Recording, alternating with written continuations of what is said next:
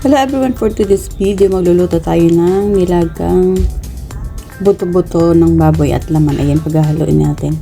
At syempre lalagyan natin ng saging na saba, yung hinog, tsaka repolyo. So ito yung ating ihalo sa ating nilaga. Syempre ito lang yung ating mga gagamitin na sangkap. Ayan, pampalasa, sibuyas, bawang, paminta at lalagyan din natin ng siling haba. So yan. So, ayan ang ginagawa ko. Pinapakuluan ko muna yan. Ayan, hanggang sa lumambot yung baboy bago ko lagyan ng sangkap. At syempre, bago ko yung lagyan ng sangkap, yun, ayan, inaalis ko muna yung mga bula-bula. Ayan, yung mga bula-bula na ganyan. Tinatanggal ko yan. Hanggat merong ganyan, hindi ko muna nilalagay yung sangkap. Tanggalin natin lahat. Kaya mas maganda papakuluan muna para matanggal natin yung mga bula-bula na ganyan.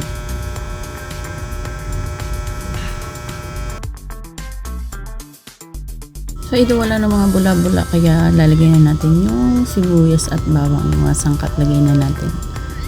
Para kasama na siya habang pinapakuluan natin yung karne. At syempre luto na yung karne kaya lalagyan na rin natin yung sahog. Sinabay ko na yung repolyo at saka yung saging.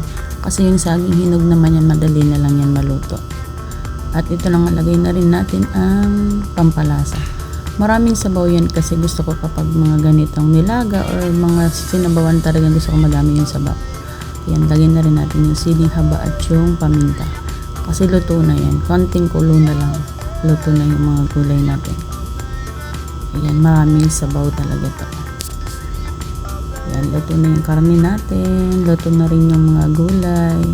At syempre yung pampalasa nilagay natin ay talaga namang nanuot na sa ating karne at sa ating mga gulay. Kaya yung sabaw nito talaga namang malasang malasa na. Pwede na tayong kumain.